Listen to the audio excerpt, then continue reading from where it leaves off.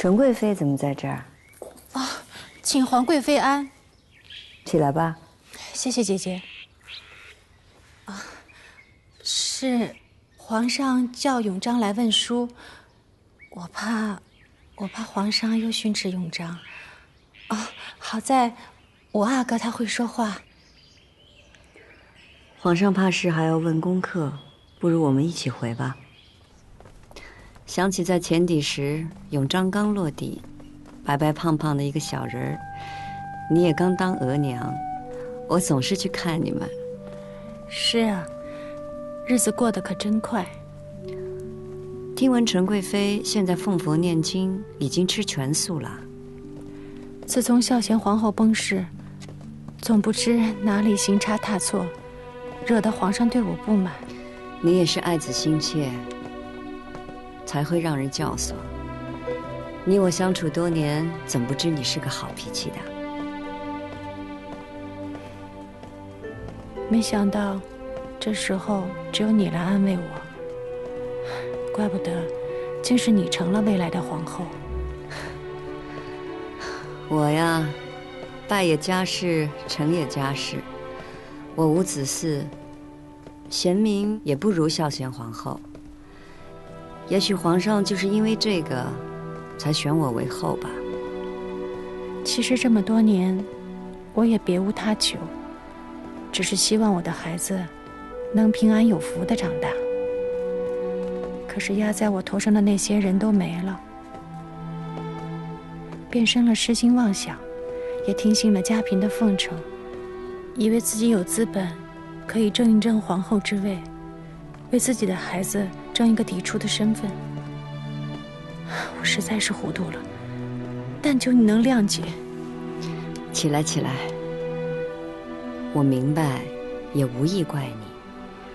我无子嗣，所以我不会对任何一位皇子偏袒，也不会跟你计较旧事的。真的？不为别的，就为我们共同养育过永皇，也为在前底时你我之间的亲密。皇贵妃若有此意，便是保全我们母子了。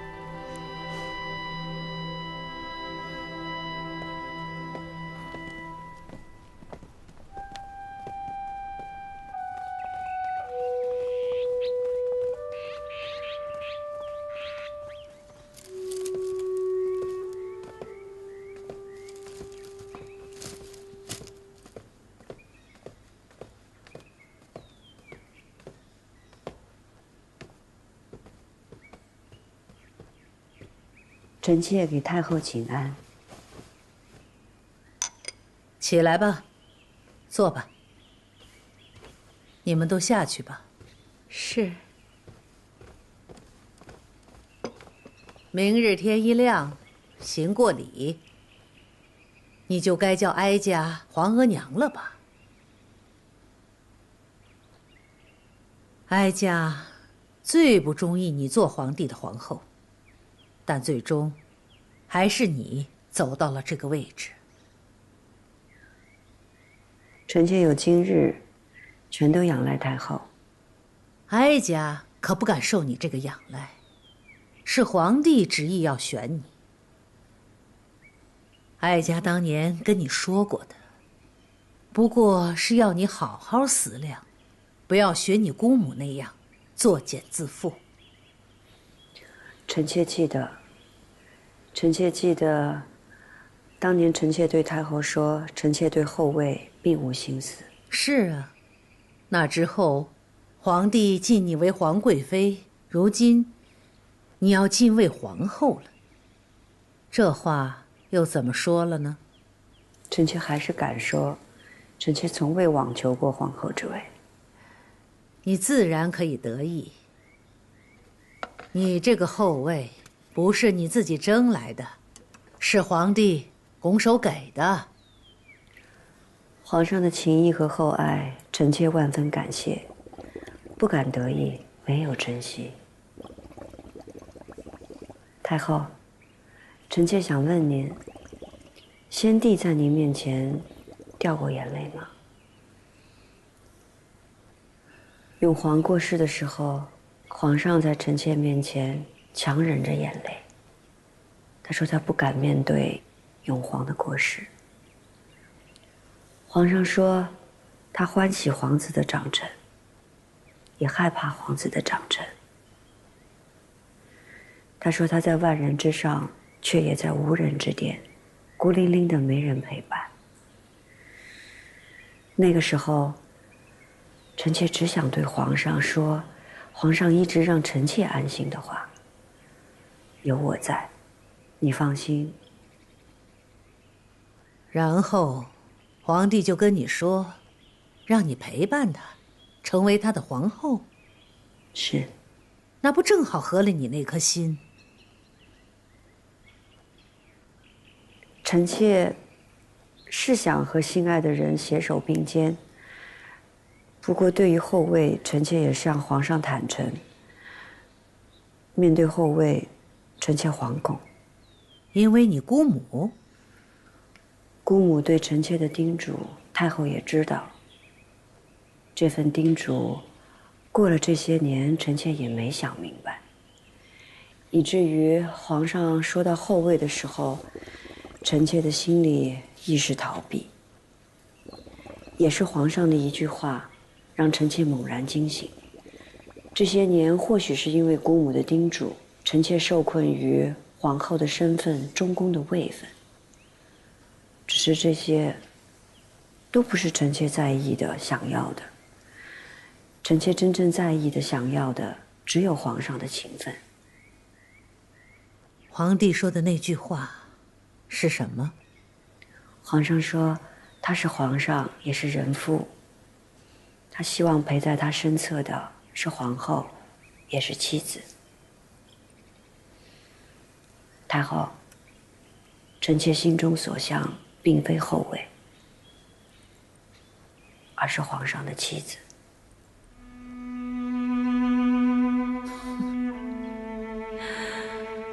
哀家本以为你比你姑母精进，你说这话，却也不比她强到哪儿去。皇帝是天子，身在万人之上，无人之巅，他们永远都不可能真正成为一个女人的夫君。便是皇后，也只是他们身边的臣子、奴才。太后，难道您从来就没想过要当先帝的正妻吗？哀家从未做过皇后，当然不可能没想过后位，但哀家从来没有真正在意过后位，更没有执念于君心，因为君心从来就是这世上最难揣摩、最难把握的东西，也是最不可信赖的东西。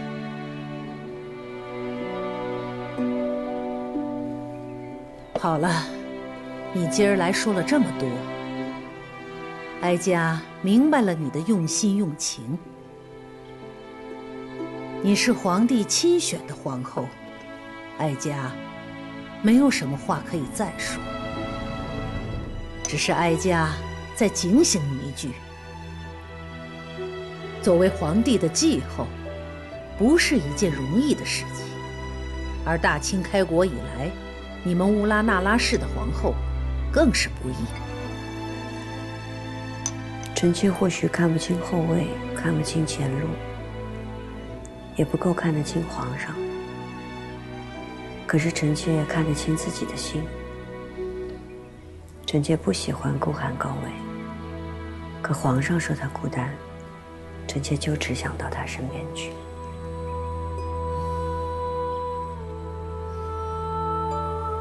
去吧，皇帝正等着你呢，一步一步走到他身边去吧。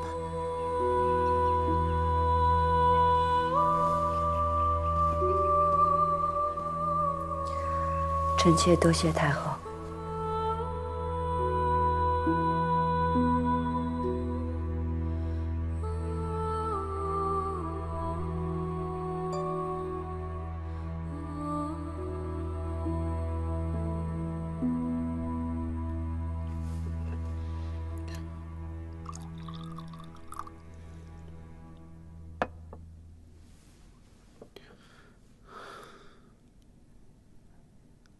2年了，浪花，朕决定要册立继后。朕定的是如意，朕特意来告诉你一声，希望你在九泉之下能够明白朕的决定。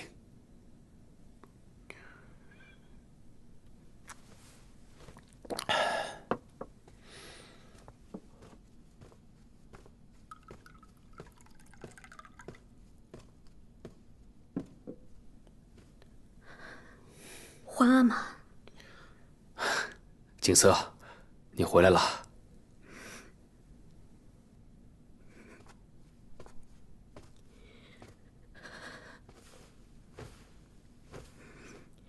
儿臣给皇阿玛请安。快起来，快起来，来，让皇阿玛好好瞧瞧你。皇阿玛册立新后，让女儿回来观礼，女儿自然也已今日赶回。这时别2年，你在边地过得可还好？儿臣一切都好。好，坐吧。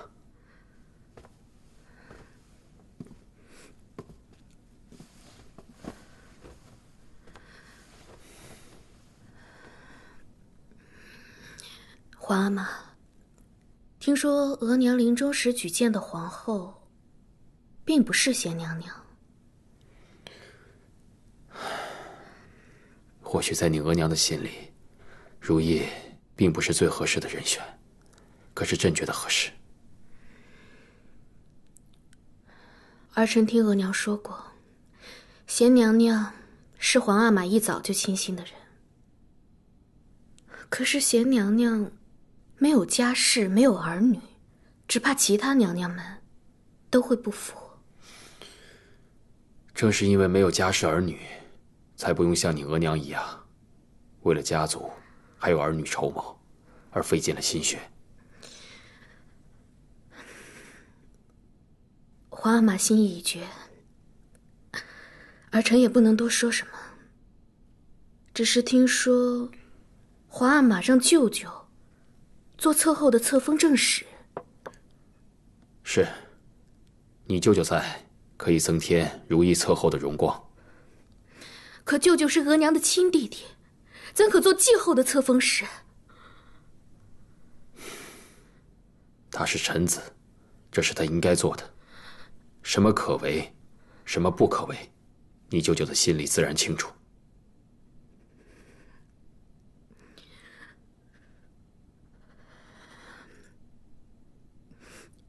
皇阿玛决断就是。那就好，你留下来陪你额娘说说话吧。朕先回宫了。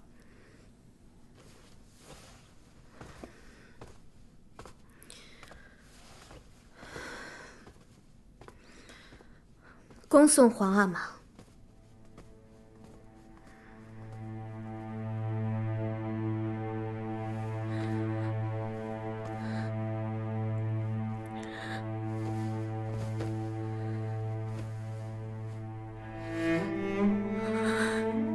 额娘，您走了，皇阿玛终于要立乌拉那拉氏为继后了。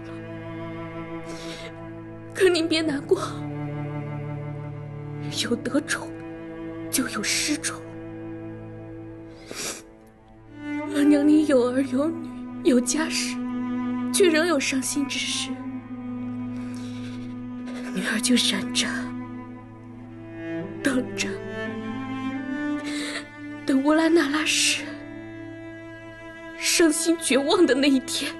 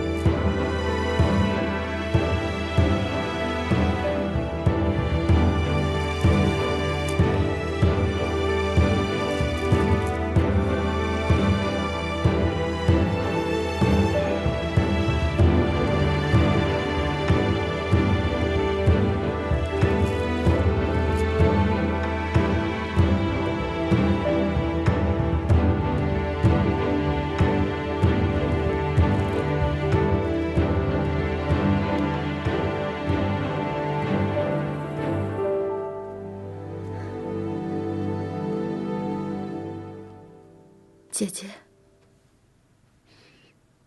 你终于走到这一天了。主穿着皇后的朝服，真好看。姐姐，我真想这样一直陪着你，只可惜，我和索性还要去预备观礼，不能送你出门了。你们都去预备吧。放心吧，我会一步一步，好好走到皇上身边的。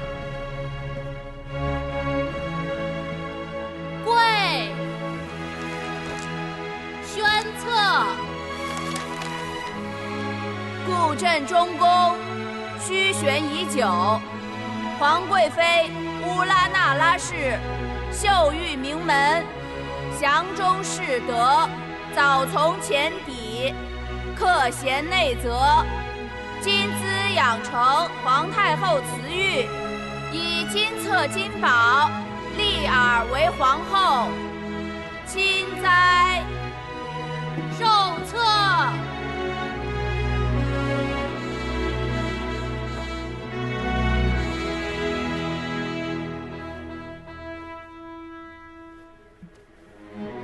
宣宝，皇后之宝。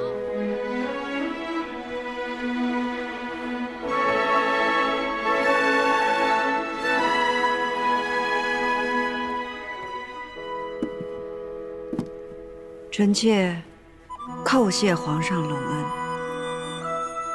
行六肃三跪三拜礼。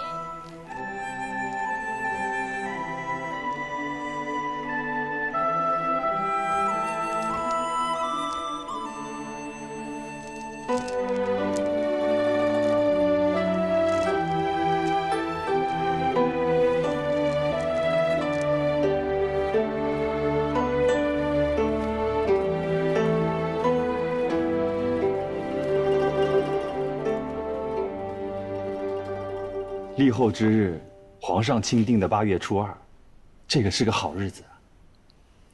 本宫嫁入前邸的时候，也是8月初2。请皇后娘娘至太和殿。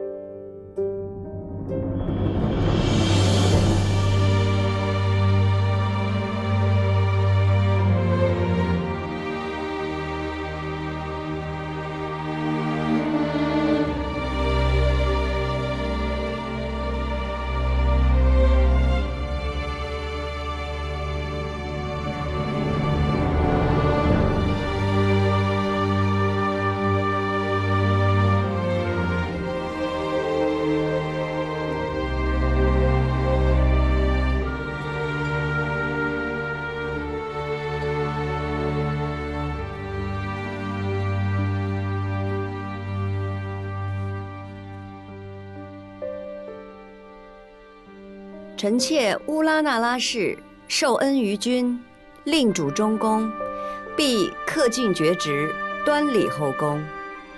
臣妾叩谢隆恩。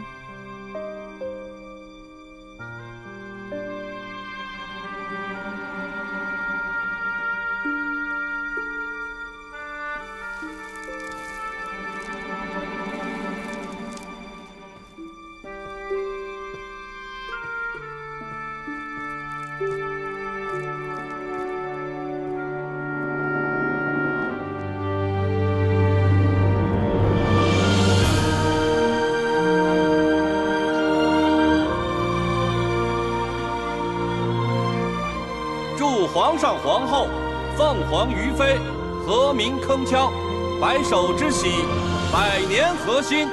跪！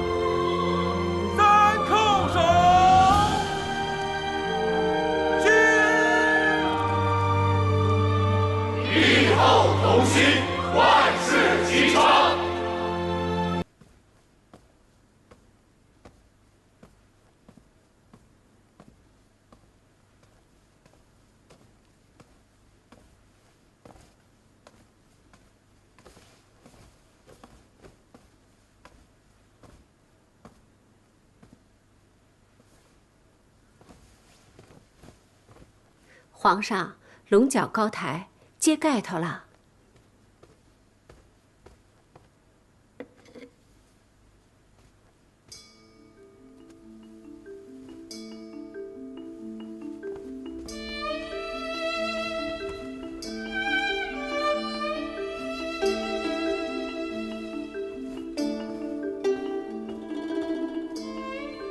作福。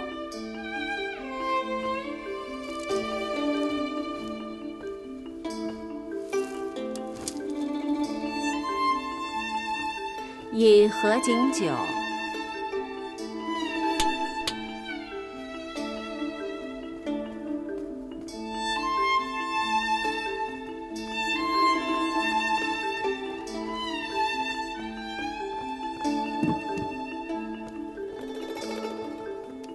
请皇上皇后饮合卺酒。皇上皇后百年合欢。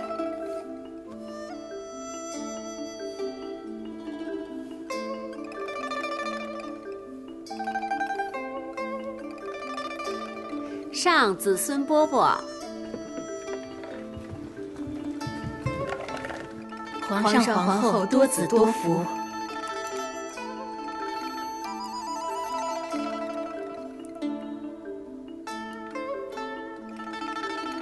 生的，要的就是生的。千金难换皇后娘娘这句话，皇后说生的，自然是生的，啊。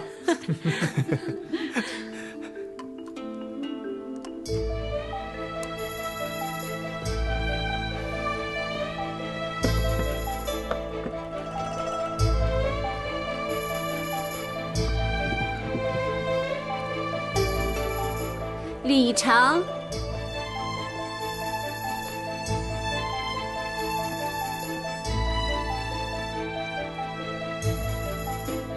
恭贺皇上皇后娘娘大喜。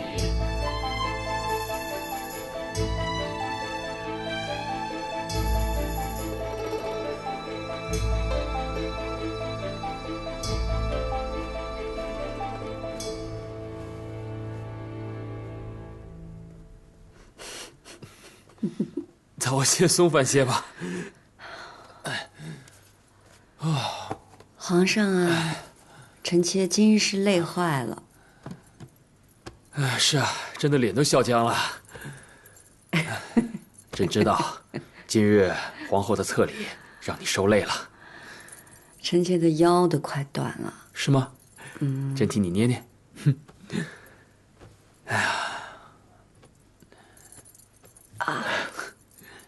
怎么样？朕的力道还可以吧？可以，皇上力道深厚。哎呀，如意啊，你知道吗？此刻朕的心里啊，才算是真正的踏实了。不只是你做了朕的皇后，而是你终于可以真真切切的同朕在一起了。朕知道，这一路上你受了许多苦，可如今呢，你是朕的正妻了，可以生同亲，死同穴，咱们可以永远在一起了。皇上啊，臣妾但愿和皇上此生长久，不相欺，不相负。好，此生长久，不相欺，不相负。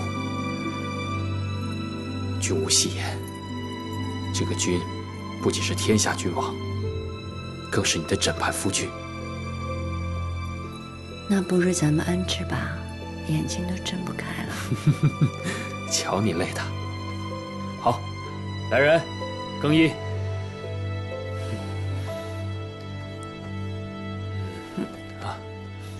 这封后大典真是风光啊！皇上对皇后娘娘真好，皇后娘娘可真美，真好看。聊什么呢？皇上都休息了还聊，赶紧收拾去。是。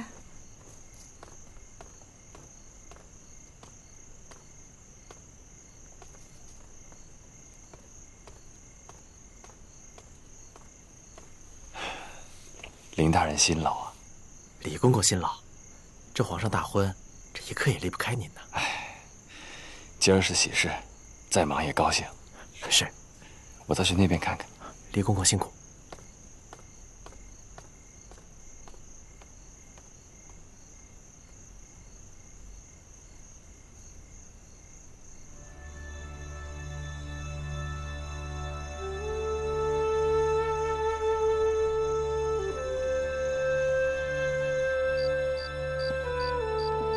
柱儿，咱们更衣就寝吧。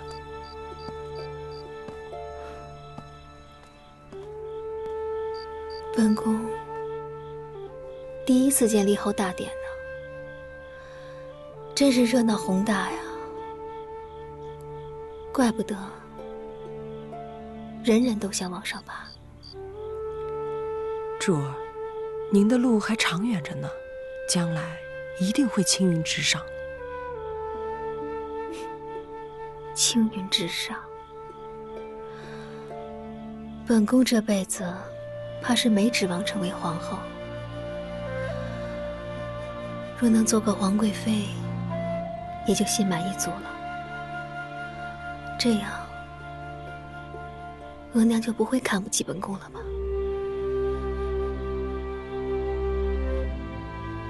柱儿，让奴婢扶您进去歇息吧。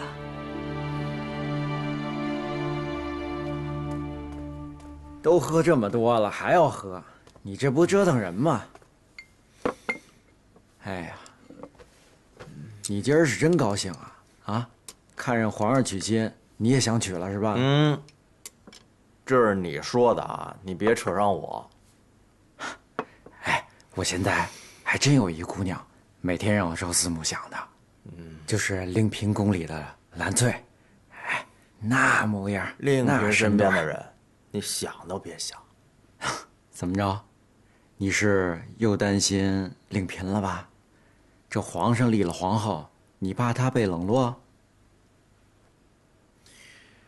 谁说坐上皇后的位子就可以幸福美满、高枕无忧了？嘘！哎呀，兄弟，这话可不能乱说。我倒是觉着，可能会有更多的痛苦，让人心疼。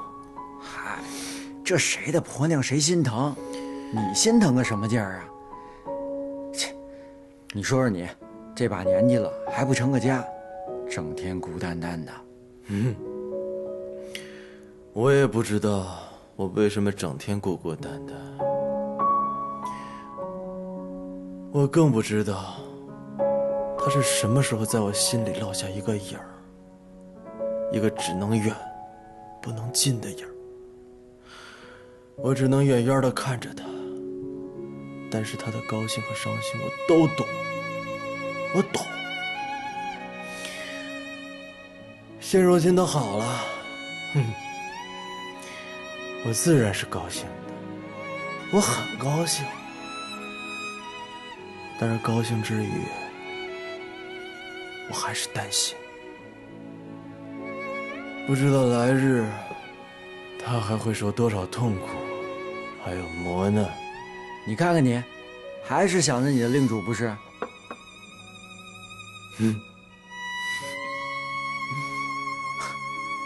来，我陪你喝。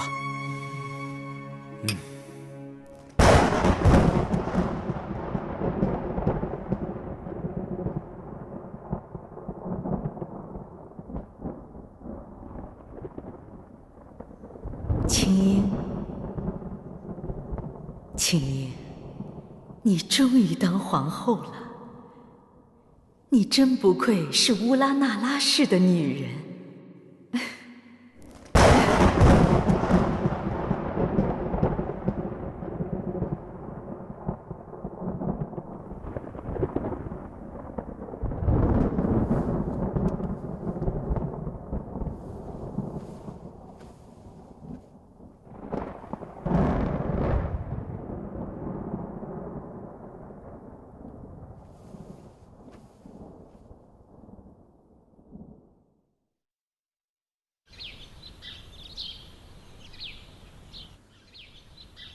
皇后娘娘到。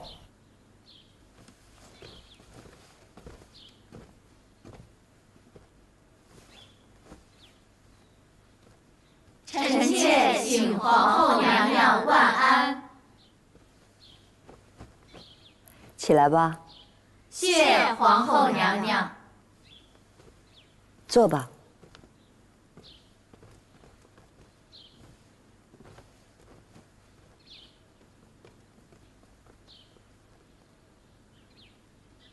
纯贵妃，本宫这儿有珊瑚笔架一个，湖笔一套，永荣正在练字，等下你带回去便是。皇后娘娘的关爱，臣妾感激不尽。嘉嫔今日为贺皇后娘娘正位中宫之喜，打扮的可真是娇艳啊！臣妾等侍奉皇后娘娘，穿戴再好，也只是博皇后娘娘一笑罢了。今儿嘉嫔穿这么身鲜艳衣裳，难道也是讨皇后娘娘欢喜吗？令嫔一心只想讨好皇后，可本宫心里只惦记着皇上说过喜欢本宫穿红色。皇后娘娘不会怪臣妾吧？本宫与皇上一体同心，嘉嫔惦记着皇上，等同于惦记着本宫。皇后娘娘是新后，可这翊坤宫是旧殿，意为辅佐之意，指辅佐中宫坤宁。如今您都是中宫之主了，怎么还住着辅佐之殿呢？嘉嫔身在嫔位，却有胸怀六宫之心啊。皇后便是皇后，是名正言顺的六宫之主，不管住在哪里，都是皇上的正妻。虽说都是正妻，但这续娶与嫡妻总是不一样的。对了，纯贵妃，你是汉军旗出身，你自然记得民间有这样一种说法，是叫续弦，还是填房来着？嘉嫔这话实在是太刻薄了。刻薄归刻薄，说的却是真话。嘉嫔说的是真话，本宫确为继后。只是嘉嫔也需明白，无论是你说的续弦还是填房，如今是谁坐在后位上才是最要紧的。嘉嫔未曾做过后位，想来也是不大会明白的。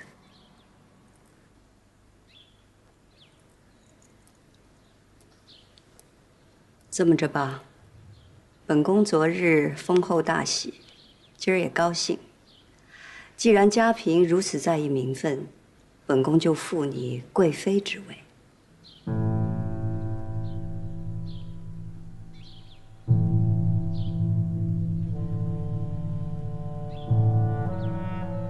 不是皇上的意思。后宫之事由本宫做主。嘉贵妃，还不赶快起身谢皇后娘娘的恩典？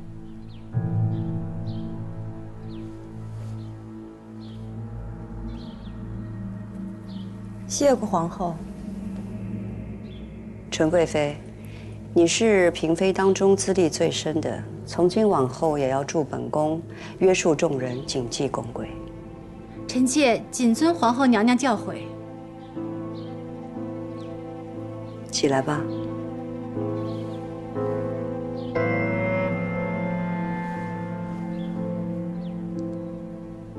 容妃，在。去把本宫赏赐给纯贵妃和嘉贵妃的耳坠呈上来。是。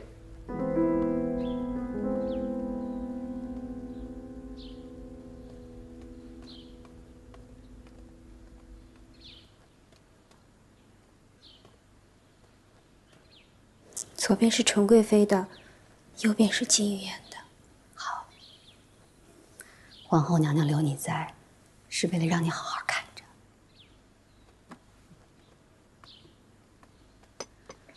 纯贵妃为尊，您为先。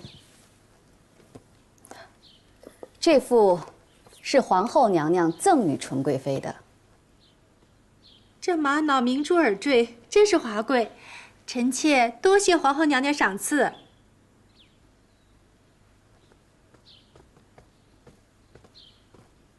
这一副是皇后娘娘赏嘉贵妃的。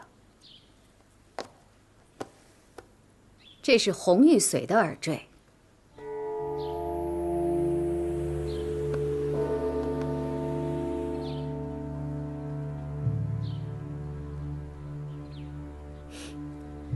怎么，嘉贵妃不愿意领受皇后娘娘的心意吗？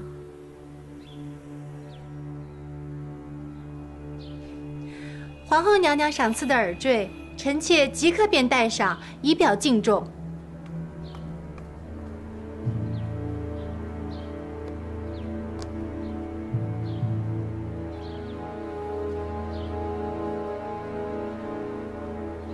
多谢皇后娘娘。臣妾回去自会带上。嘉贵妃若是真有心，此刻带上便是了。您可别忘了，您这贵妃之位还是皇后娘娘给您赋的呢。孝贤皇后在世时最忌奢侈，如此华贵的耳坠，臣妾实不敢收。红玉髓不如玛瑙珍贵，那是因为纯贵妃资历深厚，儿女双全。地位该在嘉贵妃之上，这也是本宫的不是，以为在宫中尽人皆知，所以没有一早告诉嘉贵妃红玉髓和玛瑙的区别，也叫嘉贵妃觉得红玉髓是华贵之物，并可用来一步登天。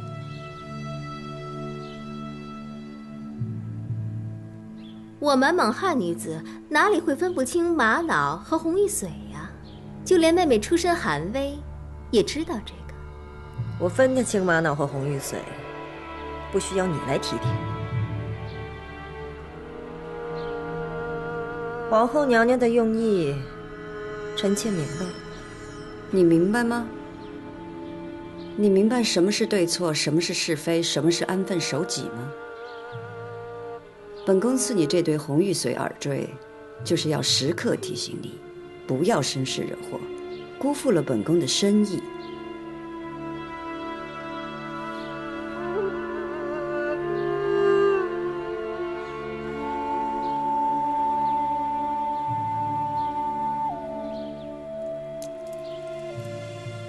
这耳坠穿孔的针深，比寻常的粗了2倍不止。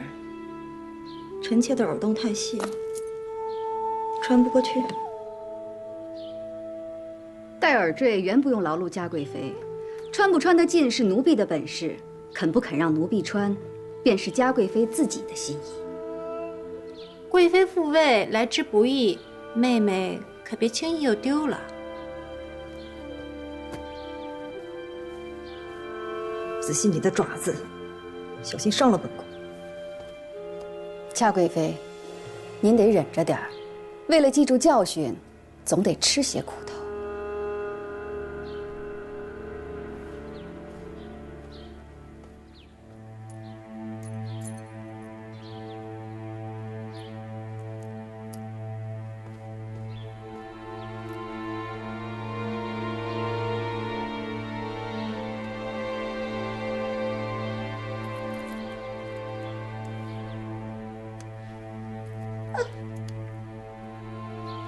疼死本宫了！你的手爪子是什么做的？手爪子？嘉贵妃当初把索溪送到慎刑司，自己是没做什么，可慎刑司那些奴才，不就是嘉贵妃您的手爪子吗？您的手爪子随不随您的心，奴婢不知道。可是现在奴婢的手爪子不听奴婢使唤了，非要钻您的耳朵，您说怎么办？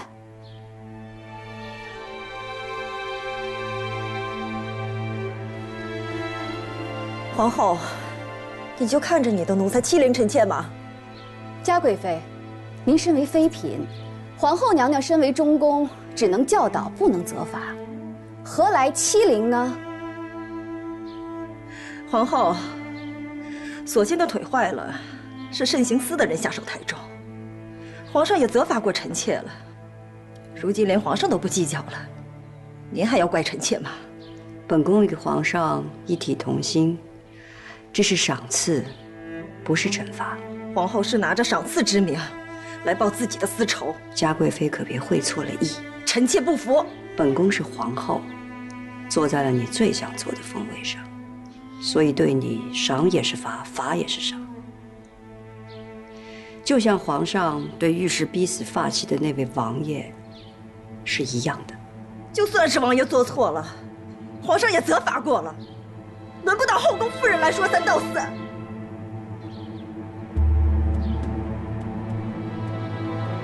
皇后娘娘够宽宏大量了，作为嫔妃，说话不用敬语，还穿着正红冲撞中宫。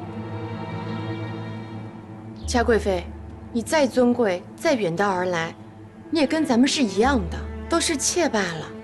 臣妾也曾听说，这御氏一族遵守儒法，妾室就永远都是正室的奴婢，妾室的孩子也就是正室孩子的奴婢。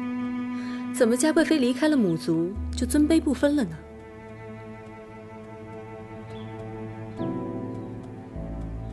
本宫只想提醒你，你的一切错处都干系到你，还有你的2位皇子。你仔仔细细的想明白了。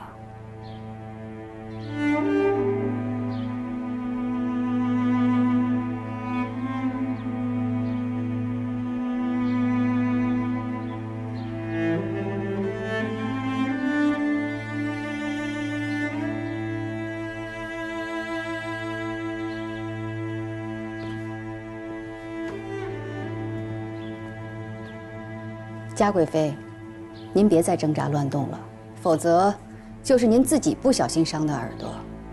再说了，您规规矩矩一些，奴婢很快就给您带上了，您也少受些罪。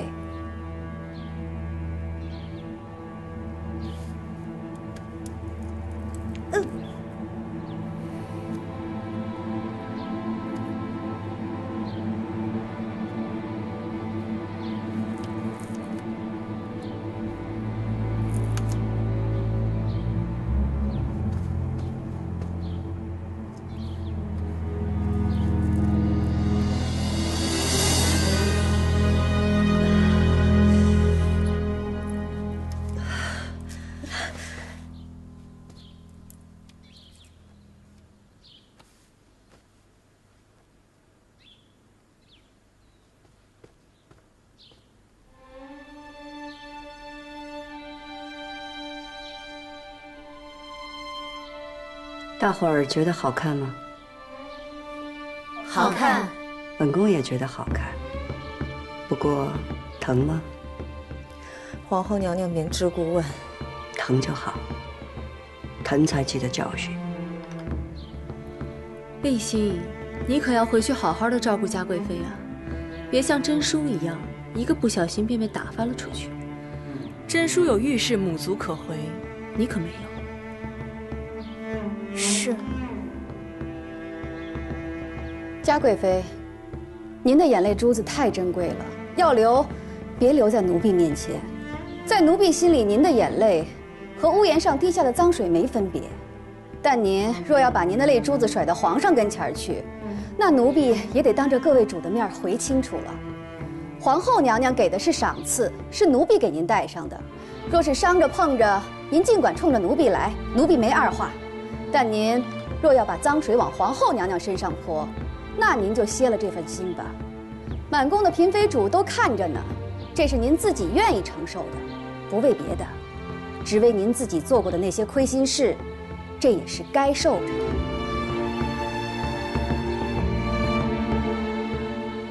臣妾等眼见耳闻，绝非皇后娘娘之责。容佩，去把本宫赏给各宫的礼都拿上来吧。是。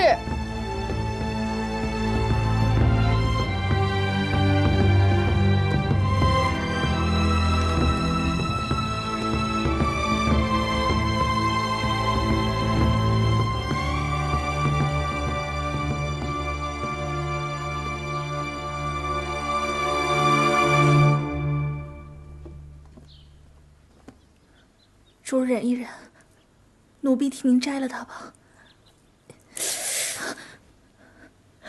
别摘了。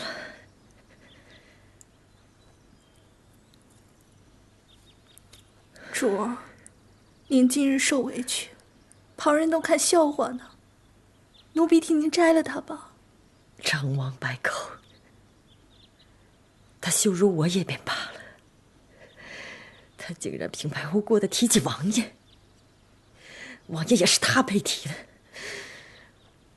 不成，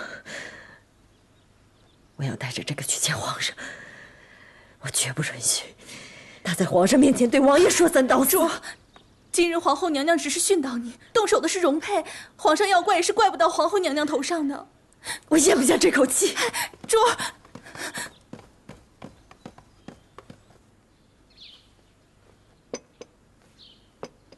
娘娘，您实在不必为了奴婢当面惩罚嘉贵妃的。那时候你从慎刑司出来的时候浑身是血，本宫就说过不会让你白白的受了这个苦。只是再怎么惩罚嘉贵妃，也换不回你那条腿。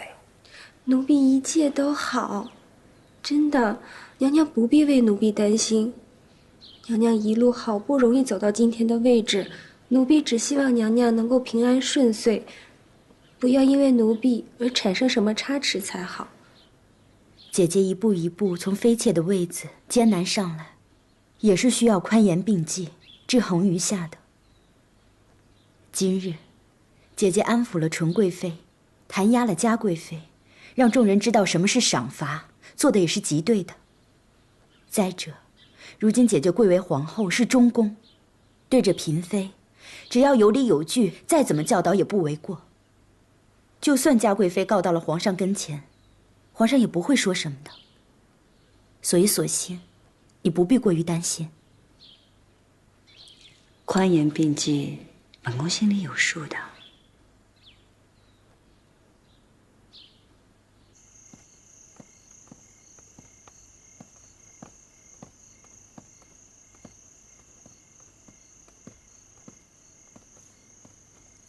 臣妾给皇上请安。啊，如意啊，你怎么来的这么巧？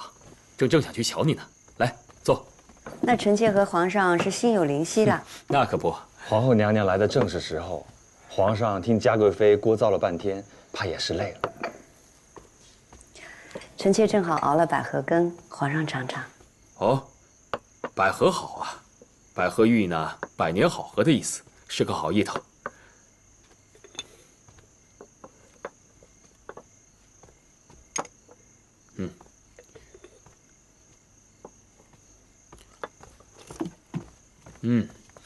你也尝尝，好喝吗？味道不错。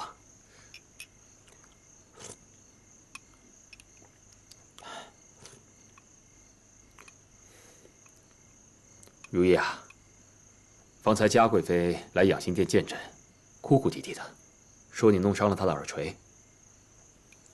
皇上既然知道了，臣妾就不必多言了。嘉贵妃一直对你不逊，如今你初登后位，如果不加以弹压的话，只怕她往后难以压制啊。皇上，臣妾不只是要提点嘉贵妃，而是要压制后宫里仰仗母族的风气。皇上因为遇事对嘉贵妃一直格外开恩，他不仅不感念皇恩，还觉得可以仰仗母族，在后宫里任意妄为。这个嘉贵妃对御史的心思，简直比对朕还重。之前也是因为她为御史王爷大悲大痛，纠缠求情，才致9阿哥难产夭折。如今她又出言不逊，朕已经罚她到奉先殿，对着列祖列宗思过了。皇上明断。罢了，不说这些了。如意，来。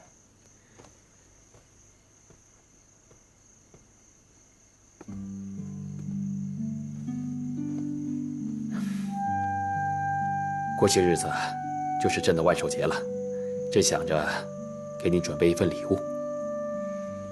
皇上的万寿节该是臣妾送贺礼给皇上，皇上怎么倒过来了？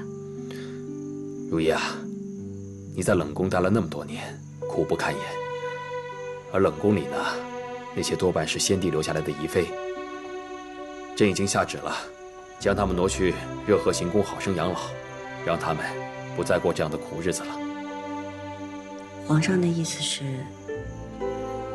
朕的意思是，从今以后没有冷宫，宫中的夫妻一心，绝对没有情绝相弃之事。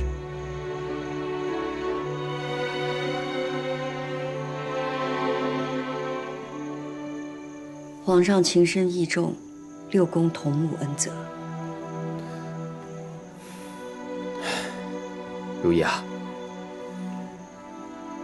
朕不只是为了6宫，更是为了你。你如今已是皇后了，朕会追封你的阿玛纳尔部为1等承恩宫，你的额娘呢，就为承恩宫夫人。过些时日，朕会安排你额娘进宫探望你，你们母女俩好好聚聚。臣妾谢皇上，为臣妾想得周全。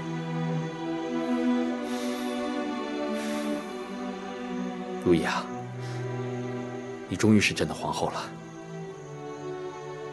咱们终于可以一同入画了。朕已经叫郎世宁准备了，咱们可以同在画中，相依到老。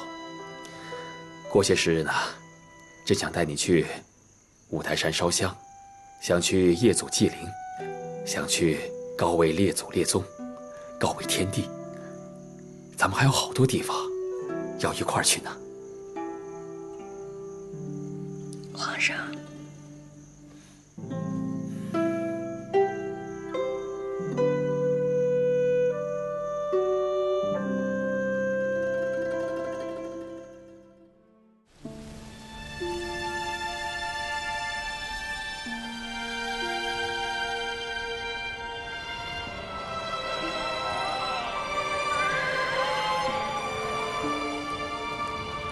兰托千岭福佳气，日上群峰吐紫烟。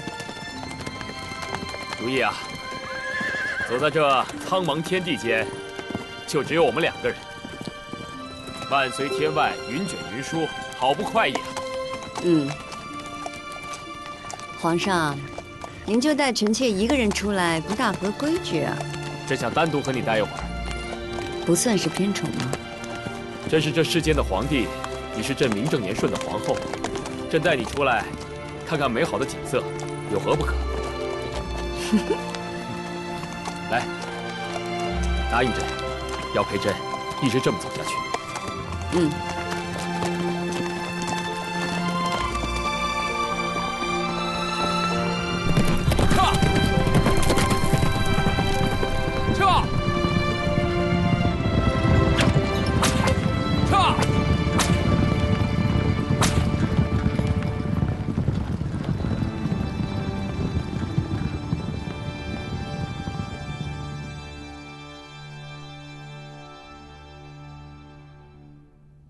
主啊，自您被皇后娘娘穿耳受辱，皇上不仅不为您做主，还日日让您来这奉仙殿罚跪，为9阿哥早上思过。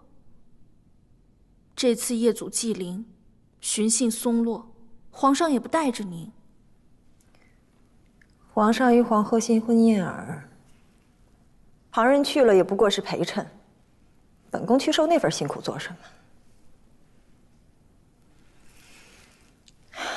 这奉仙殿挺好，本宫看着这列祖列宗的画像，挺有指望。主人，您说什么呢？这挂着的画像，都是大清历代的皇帝。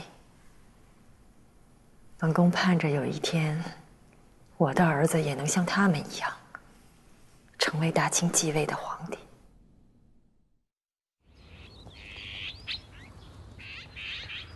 承恩宫夫人，皇上特意嘱咐，您年岁渐大，以后都坐轿入宫。谢皇上厚爱。快到翊坤宫了，皇后娘娘怕是等急了。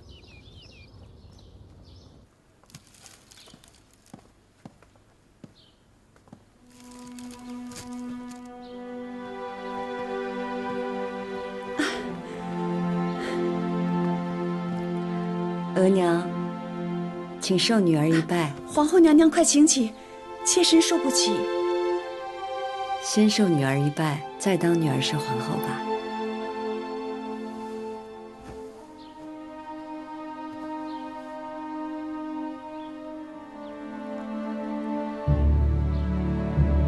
皇后娘娘，快请起，让妾身行国礼吧。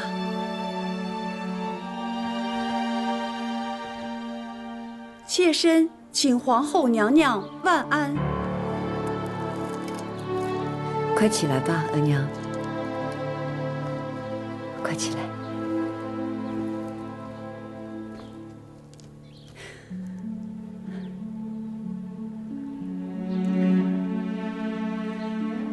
皇后娘娘，皇上对你好吧？此番一路和皇上夜宿祭林，寻衅松落，辛苦不辛苦？女儿和皇上一块儿不辛苦的。只要你过得好，额娘就安心了。来，额娘坐。坐这儿。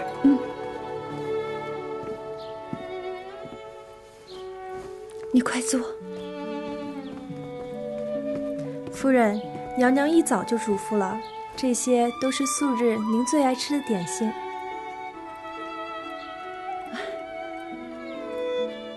好，好。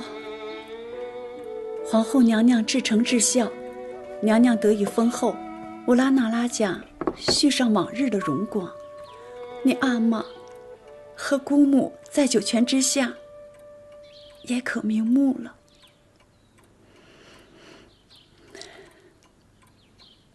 你这一路走来有多难，额娘看在眼里，真的心疼。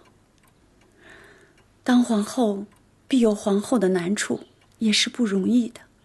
想想你姑母最后几年，额娘真的好怕。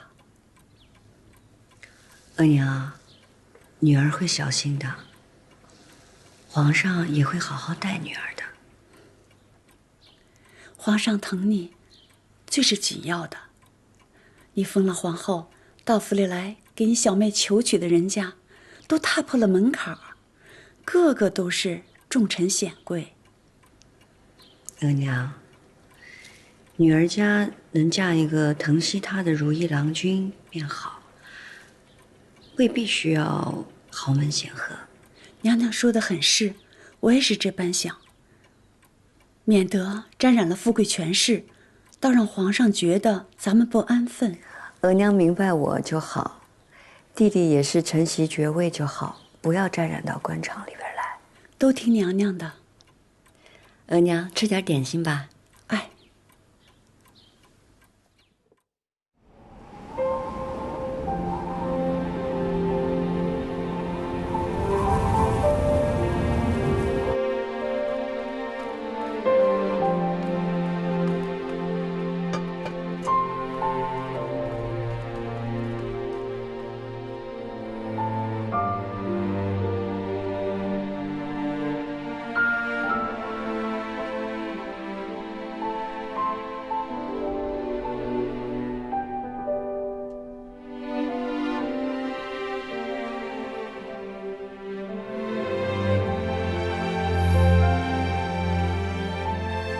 手是不是有点凉啊？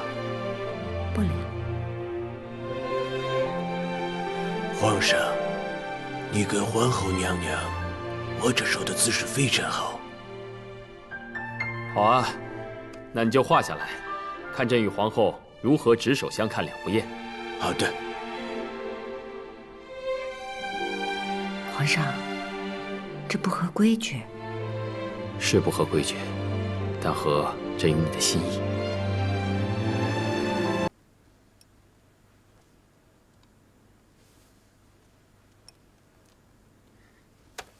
好啊！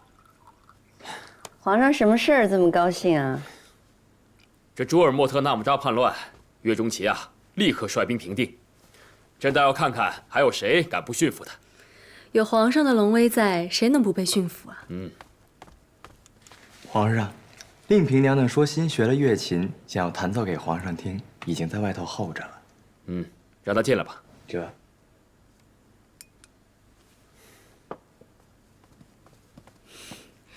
臣妾请皇上晚安，皇后娘娘晚安。起来吧。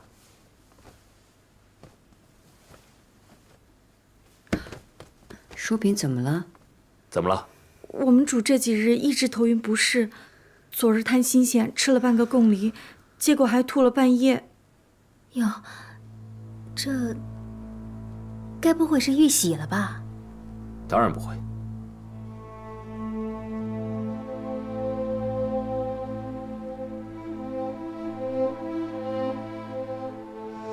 臣妾体弱，皇上赏的坐胎药喝了这么些年，也未有动静。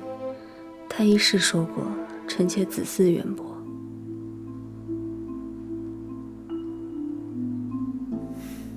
李煜啊，奴才在。传其入。这。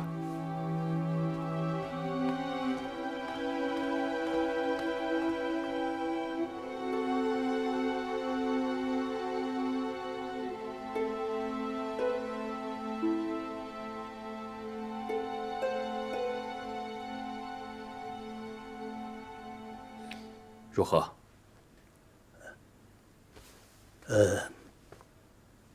恭喜皇上，淑嫔娘娘的脉象是喜脉，已经2个月了。真的？确定无误。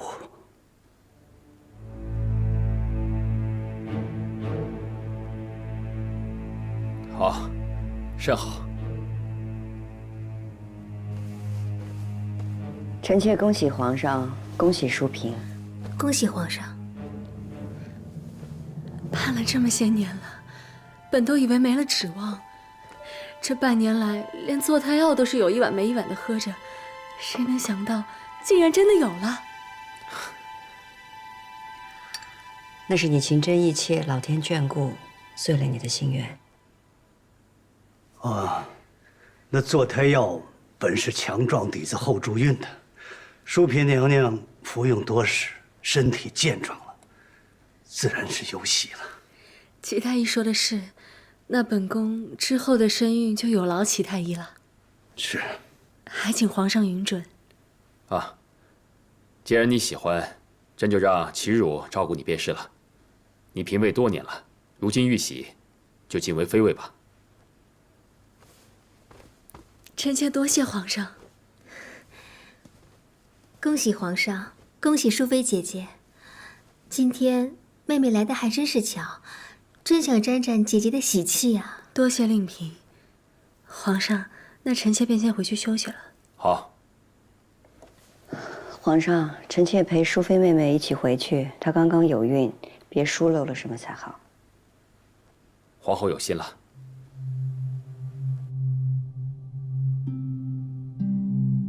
齐汝在。怎么回事？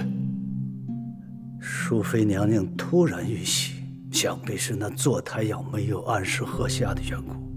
皇上您仁心，所以那坐胎药的药性是极为温和的，并非是绝育之物。每次临幸后喝下，可保无虞。从前都是进宝看着淑妃喝下的，可谁知淑妃竟然悄悄地停了。淑妃是不是知道这坐胎药不妥？那未必。想是淑妃娘娘对子嗣之事已不再指望，所以没有按时喝下，反倒是意外得子。臣请旨，淑妃娘娘身孕之事，该如何处置？稚子无辜啊。罢了，他既有福气玉玺，保住孩子，替淑妃好好照顾龙胎。是。听纯贵妃说，刚玉玺的时候会怕冷，你那被窝要换得柔和厚实些。御膳房也会天天送滋补的汤饮过来。姐姐喜欢用什么，我亲自给你准备。多谢皇后娘娘关怀，多谢令嫔。你也真是太不仔细了，自己有了身子都不知道。太医总说臣妾身子孱弱是不能有的，哪里想得到有今日呢？姐姐得宠多年，这玉玺是迟早的事儿。入宫这么多年，盼了这么多年，终于有了身孕。这个孩子是我和皇上的骨血融合而成，从此后，这天地间就有了我与皇上不可分割的连接。只有这样，才不枉我来这一场。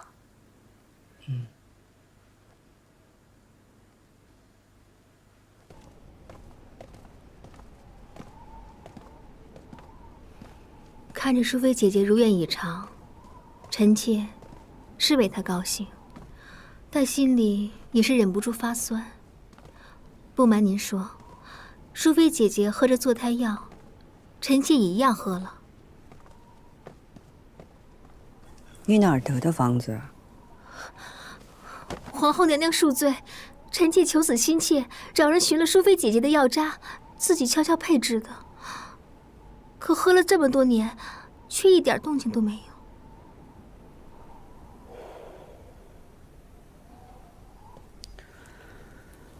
你也是求子心切，起来吧。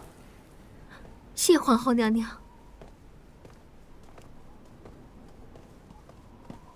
淑妃玉玺未必靠的是药，不如你如淑妃般把药停一停，养一养身子，心血就有了。但愿能和淑妃姐姐一样，得上苍垂爱。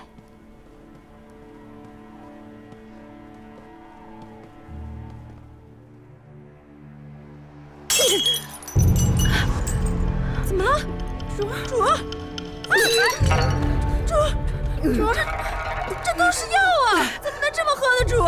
不行，淑妃的玉玺了，怎么本宫还没动静呢？主，你不觉得奇怪吗？当初淑妃怎么喝都没怀上，如今不喝了，反倒就有了呢？你胡说些什么？奴婢也说不上来。但主，您就先把药停一停吧，把这药渣送到宫外，给宫外的大夫瞧瞧。你是疑心这药不对？奴婢也不清楚，但总觉得多留心眼儿吧。谁让淑妃是把药停了才玉玺的呢？好，这件事情本宫叫你去办，办好了郑重有赏。时隔这么多年，哀家以为淑妃能够得宠不衰就已经不错了，这还突然有了。皇上宠爱了淑主那么多年，也放下心了。人非草木，淑妃一片痴心，皇帝总该明白。唉，淑主呀，是贵在太痴心，才不肯像梅嫔那样为太后探听消息，为您进言。淑主也是可怜，不知道皇上这些年一直防着她呢。不知道有时候比知道强。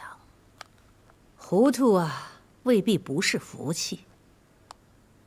至于淑妃一直不大肯为哀家做事，甚是个不听话的棋子。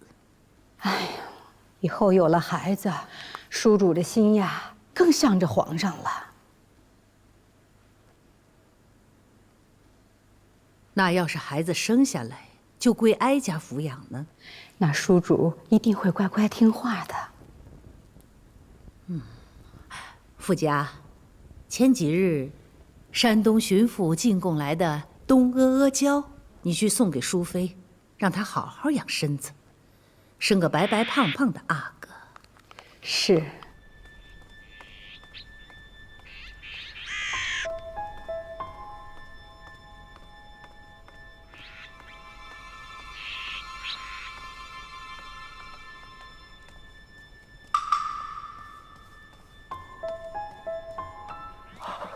春蝉姐姐，上回您托我给您问的方子，这回我出宫采买东西时，一并交给您的姑母了。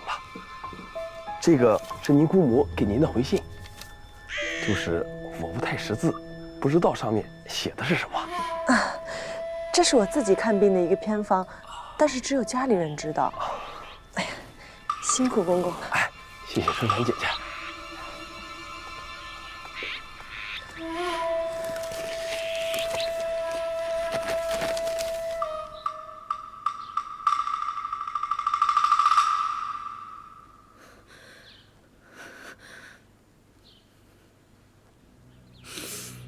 怎么会这样？不会的，春蝉，你姑母找的什么大夫？不会是什么江湖游医，随便看了看就拿到本宫这来应付？没有，奴婢和姑母怎敢？找的都是京城中最有名的大夫看的，姑母不放心，还多找了3、4家呢。阿珠。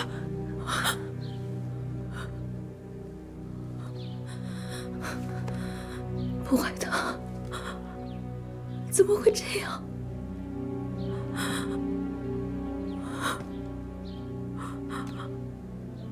不会的，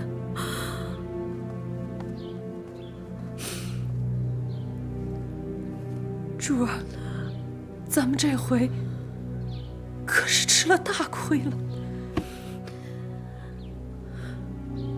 是吃了大亏了。偏偏这亏还是自己找的。不过，淑妃停了半年就怀上了，咱们赶紧把这药停了，就没事了。淑妃她为什么停药了？那她不喝，为什么不告诉本宫呢？不会的，咱们这药是悄悄喝的，她不会知道的。倒是皇后，您在她跟前是说过这事儿的。是啊，皇后屡次见到本宫和淑妃，都要提起少喝坐胎药，最好不喝。看来皇后也是知道此事的。珠儿可是为了皇后娘娘，又是跪求皇上，又是整治嘉贵妃的呀。本宫做小福帝，奉承示好，却换不来皇后一句真心话。这皇后真是铁石心肠。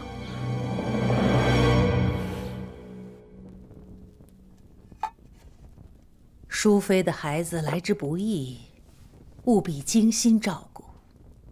是，太后，微臣有个不情之请。你说。臣自20几岁入宫，时至如今，算起来也40年有余了。不敢说世家有功，也算是兢兢业业、尽心尽力了。如今，臣已是老眼昏花了。臣想，侍奉完淑妃娘娘平安生产，便想告老还乡，安度晚年了。你在宫里辛苦了一世，既照顾了皇帝、孝贤皇后，又替哀家尽心。等淑妃生下孩子后，哀家许你回家养老。臣谢太后天恩。你又见到齐汝到皇娘的宫里去了？是，有好几回了。这不是太医请安问脉的时候，而且齐太医身边没有跟着随侍的太医院内监，所以奴婢觉得奇怪。齐汝是伺候朕的太医，跑到慈宁宫去做什么？皇上可还记得，淑妃是太后送给皇上的人，而淑妃停喝了齐太医开的坐胎药，才有孕的。你的意思是，齐汝有意将此事泄露给淑妃，让她有孕？想来齐汝不敢，否则按淑妃的性子，早就闹起来了。此事总有蹊跷。朕记得，惠贤皇贵妃说过，齐汝替她医治，越医越病，不得子嗣。但要是没有朕的吩咐，齐汝怎么敢这么做呢？惠贤皇贵妃的阿玛曾促成端淑长公主远嫁之事，太后心里一直不快。难不成皇额娘一早就安排齐汝对惠贤皇贵妃下手了？朕身边的人竟这般为皇额娘周旋，连朕的嫔妃都敢暗害。皇上，奴婢先去彻查清楚这件事儿。若真的是齐太医违背了皇上的心愿，暗害了惠贤皇贵妃，到时皇上再处置不迟。好，你下去吧。是。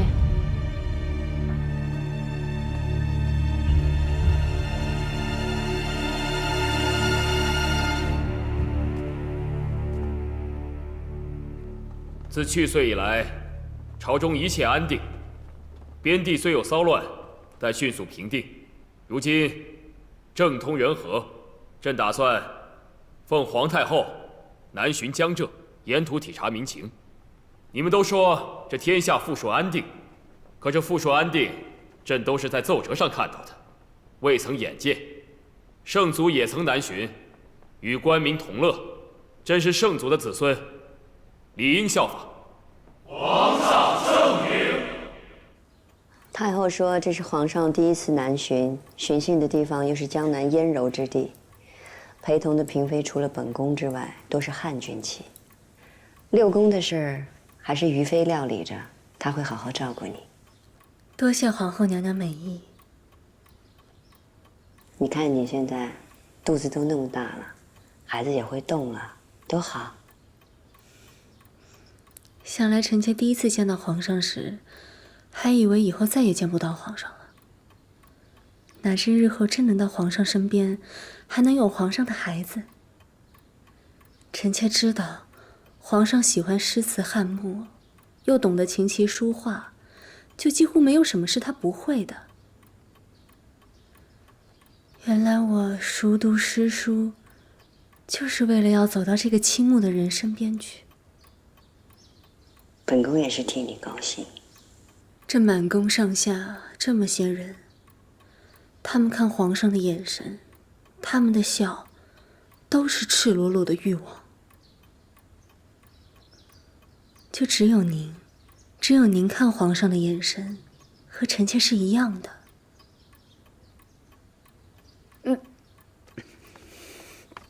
主害喜的厉害，来，还是好好养生吧。你是头胎，是会辛苦些。本该留下江雨冰伺候你，可他得皇上信任，要跟着皇上南巡。可惜，你可要格外仔细呀。是。皇后娘娘关切，于妃姐姐细心，不会有碍的。本宫这次跟着皇上南巡，永琪也还小，所以只能托给于妃照顾。她又要料理后宫，未必可以事事齐全。你要是有什么拿不定主意的，